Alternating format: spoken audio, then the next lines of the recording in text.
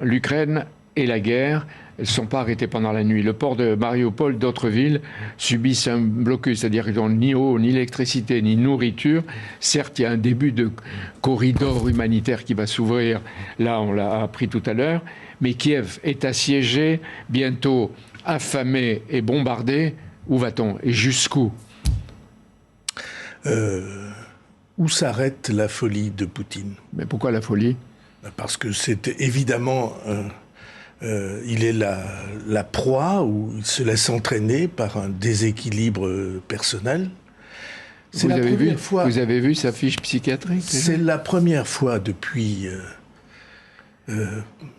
3/4 de siècle qu'un État de surcroît européen attaque un pays indépendant qui ne lui a rien fait.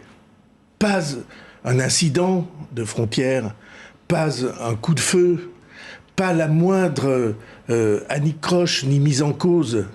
Ça ne s'est jamais produit dans notre histoire. Et vous voyez bien de quelle folie il s'agit.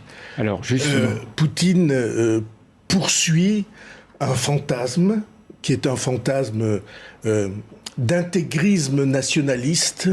Il veut reconstituer l'ancienne Russie en sacrifiant la liberté, l'indépendance et la démocratie. En plus, il y a la menace du chantage atomique qui plane, et pas seulement sur l'Europe. Est-ce que les puissances nucléaires, je dirais même pas est-ce que les puissances nucléaires occidentales sont en train de se préparer?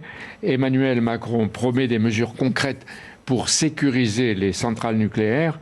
Comment? Ah, ça, je ne sais pas. Alors qu'elles sont dans l'Ukraine, on ne va pas entrer dans l'Ukraine pour les protéger. Comment on fait? Non, mais vous voyez bien aujourd'hui ce que Poutine a fait la nuit précédente. Il a tiré sur la plus grande centrale nucléaire d'Europe. Est-ce qu'on est sûr qu'il a tiré ou qu'il ne veut pas les récupérer, toutes les centrales, pour en même temps couper toute l'énergie et affamer les propositions? C'est tout à fait possible. Mais il a tiré sur des bâtiments administratifs de ces centrales. Et vous voyez que tout ça, c'est un jeu pour terroriser les nations, les peuples. Je crois que c'est un jeu qui ne peut pas marcher.